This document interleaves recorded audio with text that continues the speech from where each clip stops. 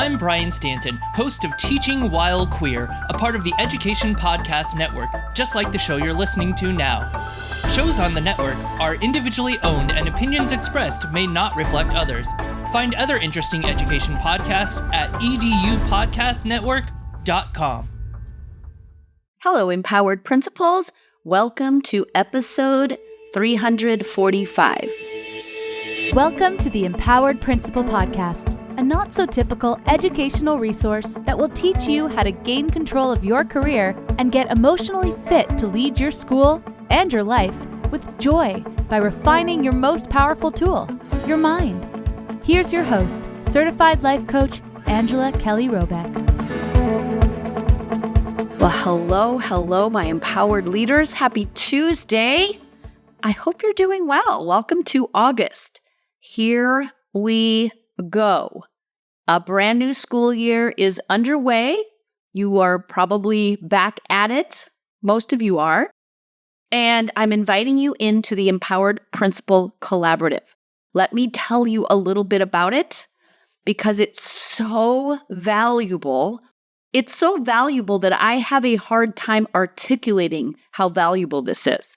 So let me tell you a little bit about it. We're launching right now. You can join. We start in September. I'm doing bonus workshops and trainings throughout the month of August. So you want to be in EPC to gain access, not just to a full year of coaching, but to all of the trainings and the classrooms and the modules that I've created, the workbooks I've created. You have on-demand resources available to you for the entire school year. And you get real live coaching once a week for an entire hour in a group of people who are empowered. They are so successful, so intelligent, so savvy. They have so many resources. This is a true mastermind. I do teaching. I also do mentoring and I do coaching. There's no problem that you can't bring to the table in EPC. If you have a situation you're faced with and you're not sure, or you want to talk through it, or your emotions are running high, this is the group that helps you process so you can come to a clean, aligned decision to keep yourself, your school, your staff, your students moving forward, okay? So EPC, the Empowered Principal Collaborative, this is the second round that I have been offering. It's magical. I have refined so many of the processes. It's going to ensure your success. So just to give you a couple of things, when you start EPC, you're going to take a self-assessment of where you're at and where you'd like to be. We're going to create your 90-day plan, your first 3-month plan to get the first 3 months of the school year planned, prioritized, prepared, mapped out on your calendar. We're going to ensure that all the meetings, the deadlines, the appointments, all of the projects and events that are happening at your school between now and the next 3 months, we are intentional with how we are going to approach handling those things and completing those things and ensuring the success of those to-do items on your list, okay? We do that.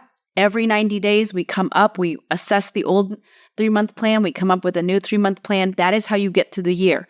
The school year is broken down into seasons. There's a fall season, a winter season, a spring season, a summer season. I help you break down your work into 4 90-day blocks of time to make it easy, doable, simple, very clear, okay?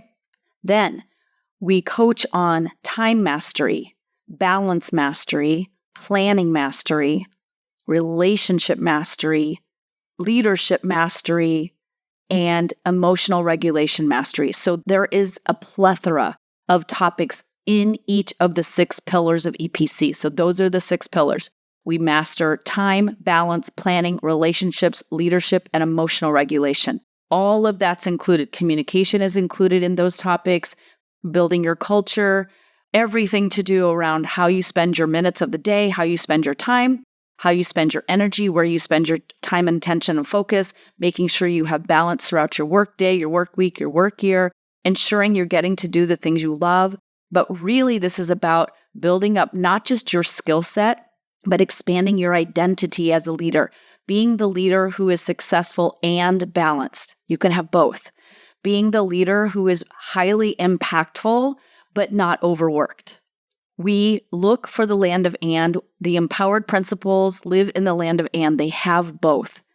Does that mean they never have bad days? Of course not. No matter what level you are in terms of your expertise as a school leader, you still will have hard days because you're a human. They will be different kinds of hard days. And in EPC, we teach you how to emotionally and mentally navigate demands, pressures, really, crisis situations, really unfortunate happenings. You are in the business of humans, and lots of things happen when we're in the business of humans. I teach you, and the group supports you in how to navigate the ups and the downs and the twists and the turns of school leadership. If ever you are going to join any kind of leadership, mentorship, coaching program, this is it. I believe we go below the surface. There are the surface things you need to do: calendaring, master scheduling, teacher observations, hiring, firing, and I teach all of that. I teach all of the doing parts and all of the planning parts and the management and all of that. But we go below the surface to the core. This is about you designing the experience of school leadership that you want to have. It's about giving you the power back into your own hands so that you are the one who's designing the experience for you and for your school. You really have so much more power than you think you have. I just got off the phone with a new client who just joined EPC. She is trying so hard, and you all are trying so hard. But this woman has children at home, and she's working until 10 p.m. at night. And the minute she puts her head down on the pillow, her brain's thinking about all of the work that's still there when she has to get up and go to work the next morning.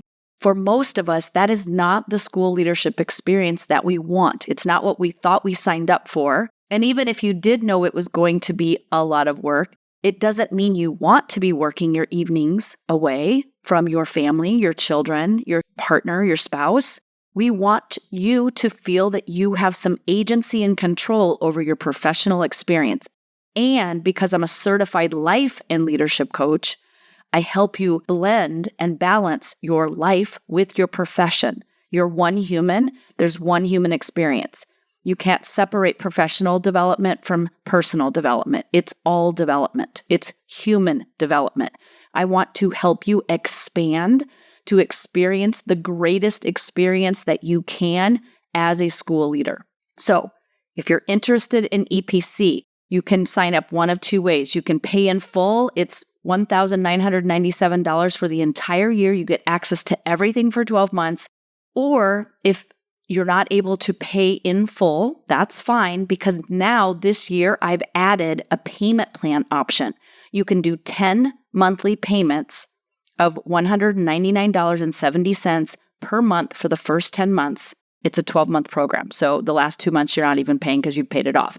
I'm not even charging additional for the payment plan because I want it to be equal access. You can either pay in full and be done, or you can make payments of $199.70 per month for the first 10 months of the 12-month program. Okay. With that said, we're going to dive into your identity, and I'm going to talk about the essential mindset required for you to continually grow and evolve yourself. One of the things my master coach teaches me is that my potential will never be tapped because I will always be striving to grow and evolve and expand and develop and enhance myself as a human and my life until the very last day I'm on the planet. So I want to expand my growth as quickly as possible so that I can experience all that I want to experience as much as possible while I'm a human on the planet. I want this for you too. If you're dissatisfied or unhappy about any aspect of your life, professionally, personally, whether it's relationships or friendships or parenting or your spirituality connection with yourself and with a higher power of your understanding, if it is your finances, if it's colleagues at work, Or maybe it's your physical health and your physical fitness that you're not satisfied with. Perhaps it's feeling unbalanced between work and home. Perhaps it is when you feel imposter syndrome, or when you feel like you're being a fraud, or somebody's going to find out that you're actually not really that qualified or really not that good enough to be a school leader. And we're worried about being uncovered as insufficient in some way. No matter what your thoughts and feelings are about yourself as a leader, what we're going to do, and we're going to go deep into this in EPC, is we're going to talk about how to continually re-identify yourself, to evolve your identity, your self-identity, and just put it on repeat. What else can I do? What else can I grow? Not from the point of I'm not good enough, but from the curiosity and the excitement about what else? What else? What else? That is a different energy than I'm not good enough, so now I need to get to the gym, or I'm not disciplined enough, so now I need to eat less, or now I'm not, capable enough, so I need to stay at work longer. Not in a punishing, self-derogatory, neglectful almost kind of way. It's in this, where I'm at right now, I'm being the best version of myself today as I stand right here, right now.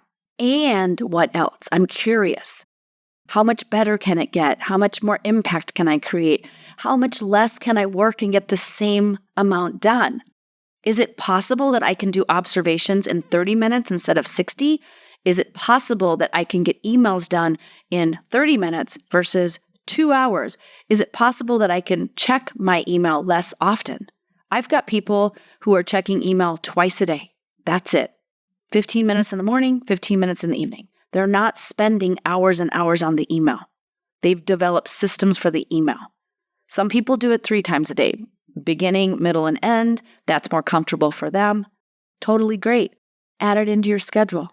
But what would it feel like to be a principal who wakes up knowing what you're going to do in the morning, how you're going to approach the day, loving your job, feeling energized, enjoying the people you work with, having a set of standards and boundaries that you live by that feels aligned for you, a set of standards where people are engaging with you at work, and you're getting what you need to get done because you know how to delegate, you know how to manage your time, and you value having a full life, including your personal life, being a robust, exciting, and engaging life outside of work.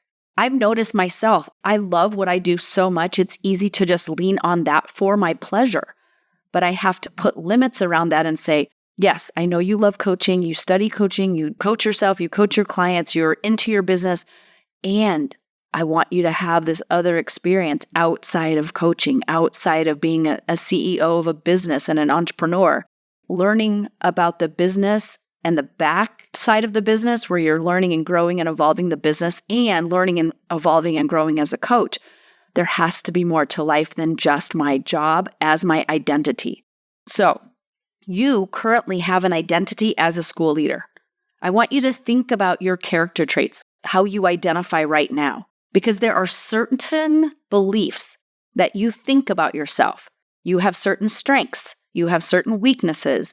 You have an identity of what you're capable of what you believe you can and cannot do, what you can have, what you can't have, what you can learn, what you can't learn, what you think you can handle, and what you think you can't handle. You have an identity of who you believe you are right now. Now, as you're thinking about that, when we go out and we interact with other people out in the world and at school, we introduce ourselves and describe ourselves, and we engage with other people based on how we currently identify. You might say like, well, I'm a new principal. I'm a brand new principal. I just don't really know anything. I'm super awkward, super confused. I'm really overwhelmed. I don't think I have what it takes to do this. You might identify that way. You might be a seasoned. I know what I'm doing. I know where I'm going. I have this all mapped out. I've done this before. You might be in your empowerment and in this big energy space that's calm, but also confident, that's assured, but also curious. Or you might be somewhere in the middle where you're like, even though I'm seasoned, I'm still fumbling, bumbling, and I really don't know what I'm doing, and that's okay. Or you might be very upset that you're seasoned and you're still fumbling and bumbling because you're a human on the planet and you think by now you shouldn't be. That's a different energy.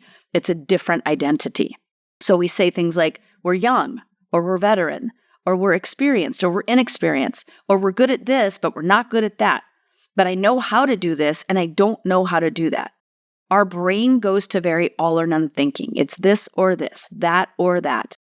And we have evolved our self-identity. You've evolved it a million times.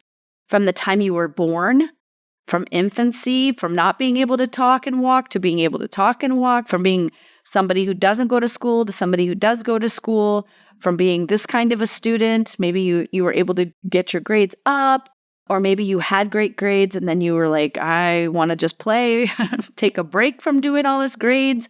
You had identities as a student. You were elementary, and then you were middle, and then you were high school, then you were college, right? You had identities in your family. You had identities with your friends. They have evolved. But what I notice in the world is that we feel like once we become adults, that we stop evolving. We stop evolving our identity. That's not true. We're still able to tap in, and I think actually at a much more rapid pace because we have adult skills and adult thinking, and we have these tools, these self-coaching tools to manage our thoughts in our brain and create awareness, to create intentional thoughts and beliefs about who we are and who we want to be, and direct our momentum and energy and attention and focus in that way, okay? So sometimes our self-identity grows out of challenging times. When you're challenged the most is when you have a moment. It's a moment where it's, who do I want to be in this challenge? Who do I want to be in this moment where I did not even imagine that I could handle this, and yet here I am. I have coached so many school leaders that called me because they were facing something they couldn't imagine that they would ever face. School shootings, lawsuits, just criminal activities with members of the district, all kinds of human wild things that happen in schools. No one thinks it's going to be them until it's them, and then they're in it and they freeze because their identity wasn't, I can handle anything that comes my way. And it's not to say that when something big that shakes your identity, that rattles it, when that comes along, that you should be able to know how to figure it out on your own. Not at all. In fact, that's when I say you leverage support the most so that you don't have to carry the burden all alone. Now, your identity also is challenged on purpose throughout the course of your life. So you might have identified as a really good writer, and then you got to college and you had a really tough English teacher who gave you critical feedback and you got a C for the first time in English. And you're like, what just happened? I've skated through high school. This person, they're mean, right? It challenged us. It jolts us. Or you thought that you were a really fast runner, and then you went to a cross-country meet and got your buns kicked and came in next to last or something, right? And you were like, whoa, it's almost like an identity jolt, right? Where you get shocked. Or maybe you identified as a really bad driver and then somebody told you were amazing. Or it's usually what it is like, we think we're good at something and then somebody mentions otherwise. They're in the car, they're like, you swerve a lot, or you change lanes a lot, or you don't use your signal, or you drive too fast, or you drive too close to other people, or who knows what they're going to say. But you might be like, no, I'm a totally excellent driver. And then somebody says, I don't know about that, right? But we receive throughout our lives all kinds of feedback and comments and opinions from other people. And if that matters, if their feedback matters to us, or their opinion catches our attention, or their comment triggers us in some way, and it kind of hooks us in, that has us questioning our identity and our thoughts about ourselves. We're like, wait a minute, who am I actually? Am I this? Am I not? We start to doubt and question. That process is not a bad thing. And I actually invite you to do it on the regular. Who am I? What do I believe about myself? And I like to think about it in terms of, where am I limiting my own desires, my own wishes, the things that I want? Do I believe I'm capable of running an entire high school, being the lead principal? Am I capable of being a district level leader? Some of you listening, you've been in principalship for a while, but you can't imagine going up to the district level.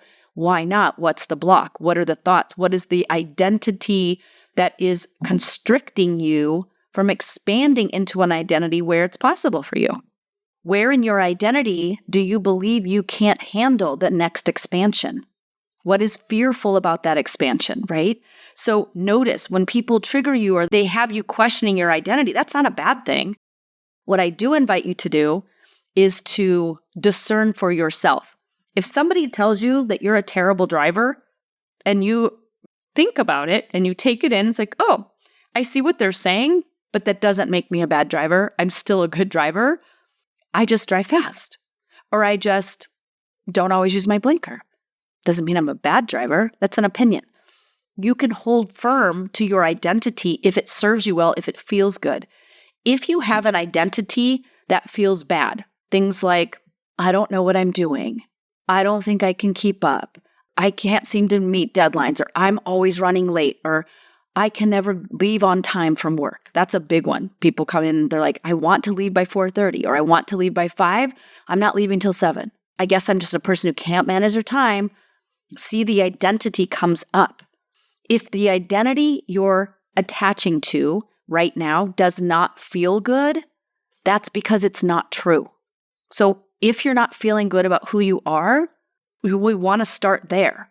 What about you is sufficient enough, is good enough, right? I find it so fascinating that we can be going along our merry way and somebody can make one comment, say one thing, and it can shake all of our positive identity. But on the flip side, when someone makes a comment that invites us in to a more positive identity because it's questioning one of our limiting beliefs, we resist it. It's like we're holding on to the smaller identity because it feels safer. It's our wubby. We're like, no, don't take my blankie away.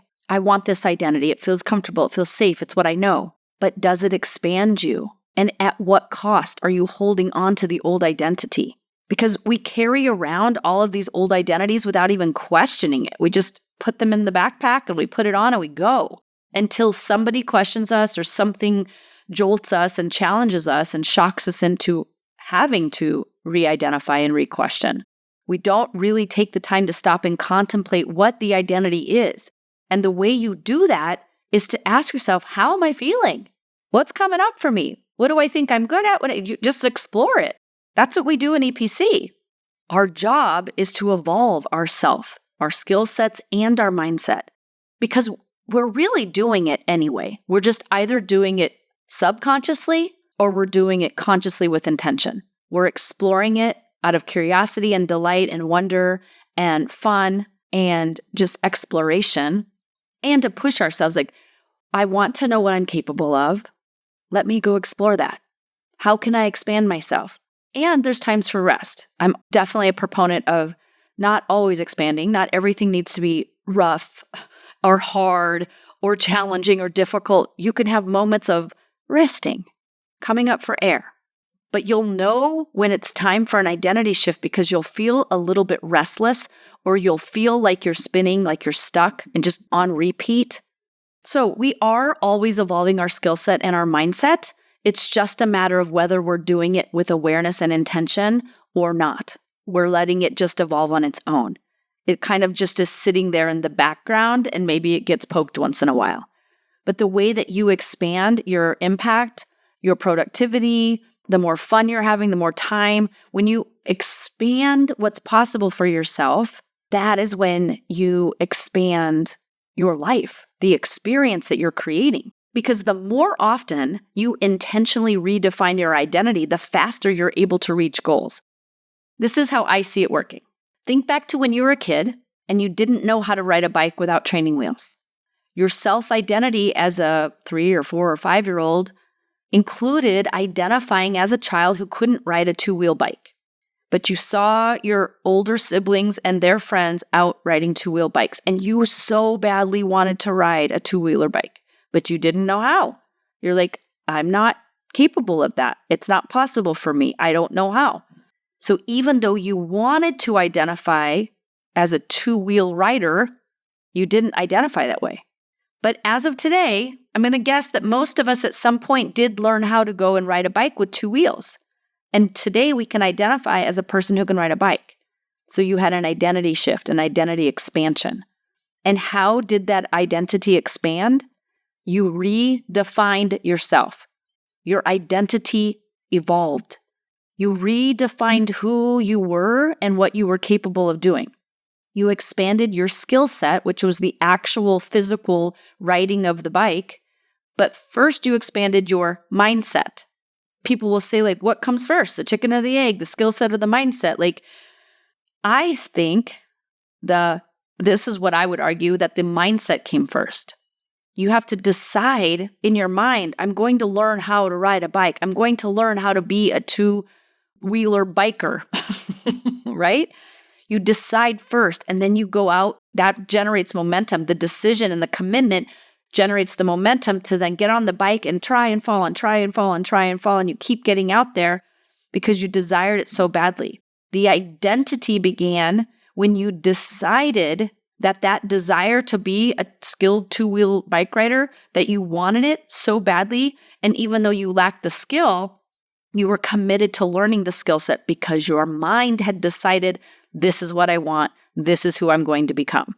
So your desire to identify as a bike rider outweighed the discomfort of getting up and getting the bike and going outside and having the training wheels on it and being embarrassed, and then having your sibling run with you in the back and hold it, and then you fall and scrape your knee, get all this, and then wobbly, don't know how to steer. Then you get going and you bump into the back of the garage wall or something. You get out there and you do it. It's worth the cost of admission. It's worth the discomfort, the falls, the frustration. And in fact, if you think about back then, you wanted to go out and ride. You would bug your older sibling, come out and help me with the bike. It was fun to go outdoors, to practice that bike, even though you weren't proficient at it. You loved learning how. I remember this with driving the car. When I was, I think in Iowa, we could get our permits at like 14. But my dad would take me in a parking lot, and just like, it was sheer excitement. It was exhilarating to learn how to drive. Much more excited than I am about driving now. Now I'm like, oh, waste of time, got to run errands. But I'm grateful to have my car. I'm grateful to be able to go, and that I have the skill set. I take it for granted sometimes. But in the beginning, when we're new and we're learning it and we desire it so bad and we're so hungry for it, it's so fun to learn. That's how I want school leadership to feel for you. I don't want you to feel overwhelmed thinking you have to learn it all at once. I want you to come into EPC and be like, this is going to be so fun. I want to learn these skills because it will feel so good to have them. I want to be able to take advantage of being an empowered principal and just being in that energy and in that identity, because that will just be who I am and that will be my life. But right now, the majority of principals that I talk to are overworking, overexerting themselves, overextending. Their time management's kind of out the window. Their self-identity feels lost because they only identify as an employee who's working their tail off for a job that's never done. Think about this. The same is true in teaching. It's true in school leadership. It's true with any identity that you want to create for yourself. You have the capacity to continually evolve your identity in every aspect of your life. You can expand your identity as a wife, a husband, a partner, a spouse. You have the capacity to evolve your identity as a parent, your identity as a sibling, your identity as an auntie or an uncle or a cousin, or, a niece or a nephew or a friend or a colleague. You can expand your identity with your relationship with yourself and your spiritual understanding, your relationship with anyone, your colleagues at work, the people you lead. You can expand your identity in terms of your impact, your influence, your legacy. You can expand your identity when it comes to skill sets. Maybe you want to learn how to play pickleball. That's all the rage, right? I want to learn how to play pickleball. Let's go play. How do we do it? We have to be new. We have to be awkward. We have to feel that we don't know what we're doing. We have to go out there and do it wrong and get this coaching and get the skills we need. But we go out there because it's fun, that the learning is fun. Identifying as a person who loves learning, that can be an identity, and that will take you very, very far. So you have the capacity to go from a person who skips lunch as a principal and then wonders why they're crashing at 2 or 3, into being someone who prioritizes lunch because it sustains your energy and focus throughout the day. You can go from identifying as a person who doesn't do any movement, there's no time for walking or hiking or running or working out, into I'm going to prioritize a little bit of stretching or yoga or taking a morning walk. I value physical movement. You can shift into somebody who values that for yourself. You can go from thinking you're not a funny person, you're not impactful, to learning the skill of being humorous, to being funny, to having fun, to being a little lighter. You literally can identify as an impactful leader first, and then go and learn the skills to become impactful. So for people who join EPC, they don't join it because they're proficient and empowered and they don't need any help or they don't want any coaching. They come in deciding, I desire to learn the skill. I want help. I want support. I want to be the identity of an empowered principal. And do you know what empowered principals do? They join EPC. So I'm going to be that person. I'm going to be that person right now today. I'm not going to wait until next week, next month, next year. I'm going to decide this is the experience I want to create for myself. I want to be in a community that supports me, that guides me, that can coach me, that can mentor me, that can give me the tools and resources I need to live the life and have the school leadership experience that I want. Redefining yourself is a matter of deciding who you want to be, and then taking actions to obtain those skills that confirm for yourself that you are that person.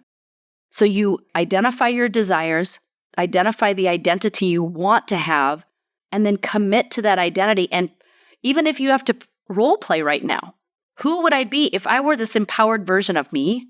If I were a financially stable person? I know finances are a big concern for a lot of people. I coach a lot on money.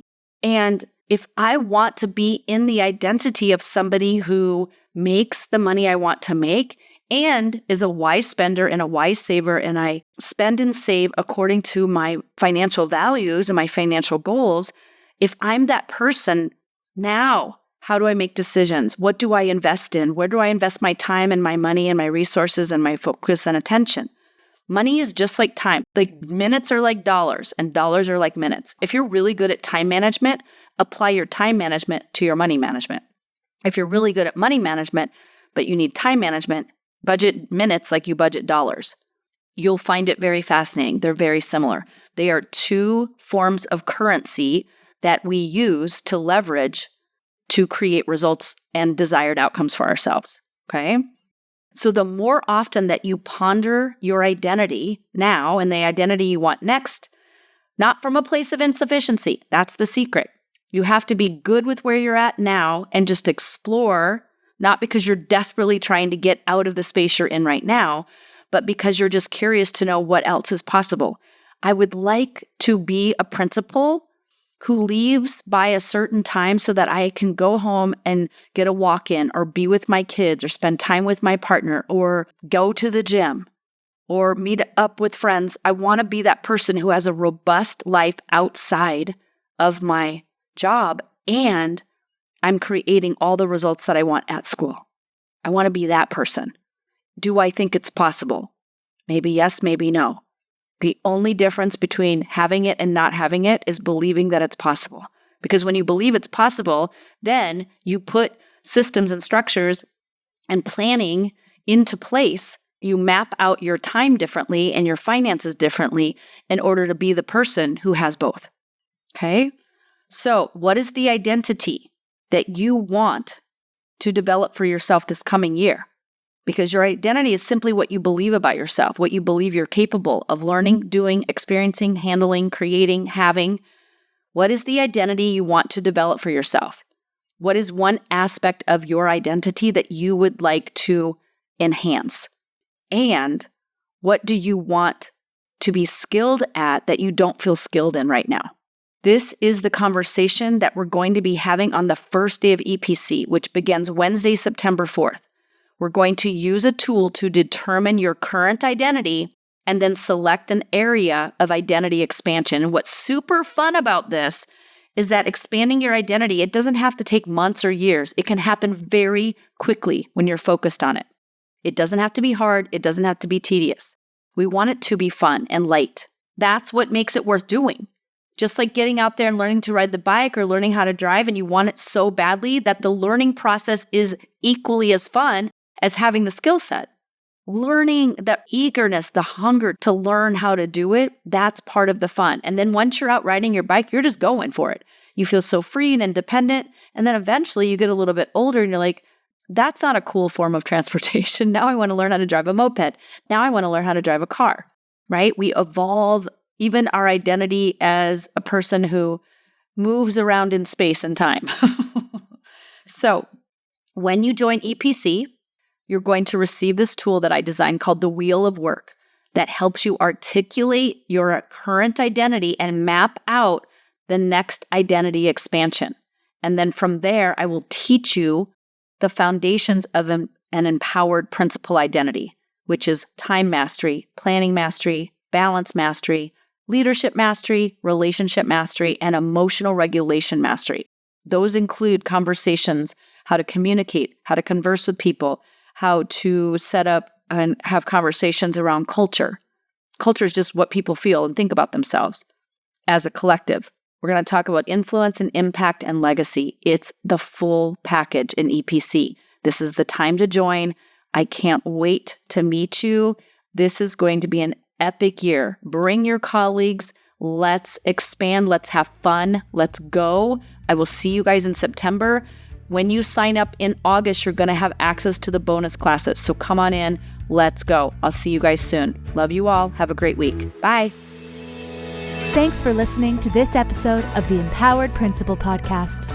If you enjoyed this episode and want to learn more, please visit angelakellycoaching.com, where you can sign up for weekly updates and learn more about the tools that will help you become an emotionally fit school leader.